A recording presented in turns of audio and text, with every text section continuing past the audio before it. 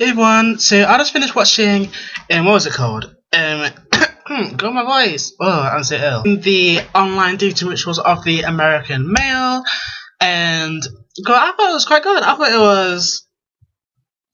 was humorous. It gave me an insight into how, like, I thought douches existed in this country, but now I know douches exist in other countries. So there's a bit of perspective for me, I think. And the people who don't know what it is based on the title, basically, it's a reality TV show following the sort of dating lives of American guys. Not like a long term, like, oh my gosh, I've tried dating in person for like 20 years and this is like all new to me sort of thing. Like people who are already somewhat established with the internet, people who are somewhat familiar with how dating works in the online world, and then just follows their story of how they found their true love or something. I don't know. But I only just managed to watch episode 1 with Marcus and Alex, because since it airs in the US and I'm from the UK.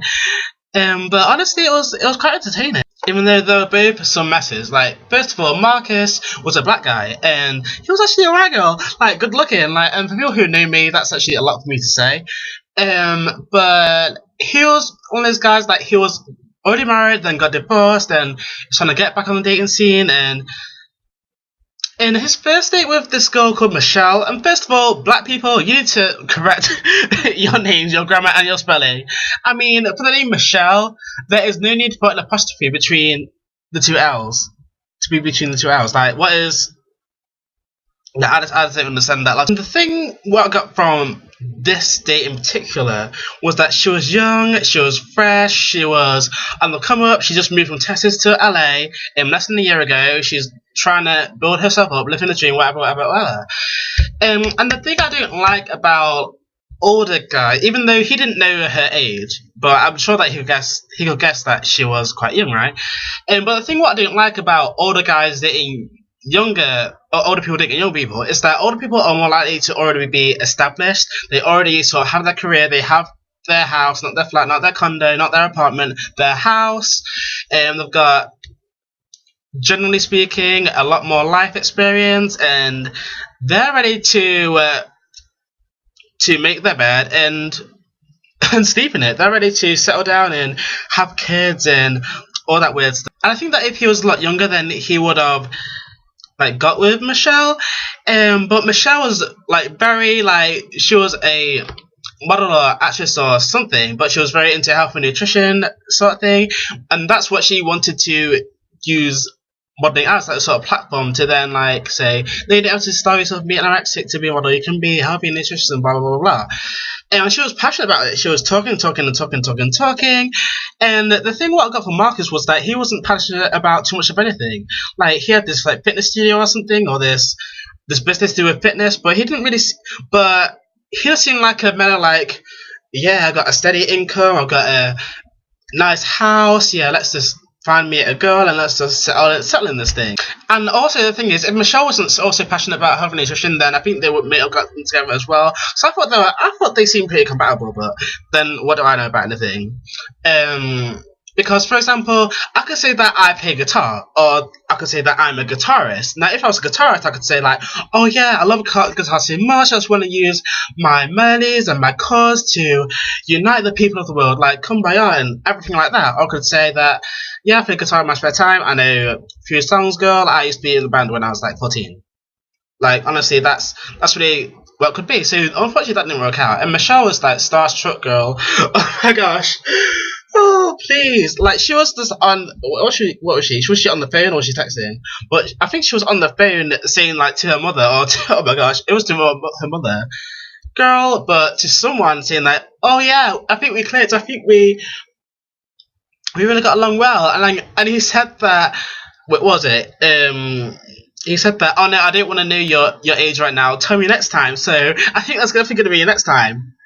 And then you just heard him, like, talk to you know how they do the voiceovers and the person that actually, like, in the camera shot, he was just like, yeah, that's not gonna be next time. Girl, please, my voice.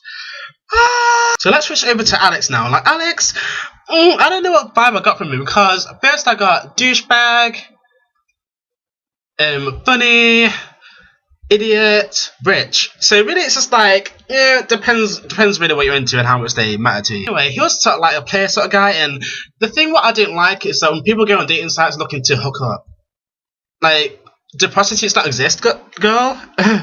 As much as I like or dislike prostitution, like, we can talk about that if you want to, but like, I just don't understand why people want to go through so much. Like, if they're just after sex, nothing more, nothing less, then, especially because, like, he said something like he wanted to settle down and have kids eventually, but that wasn't going to be anytime soon.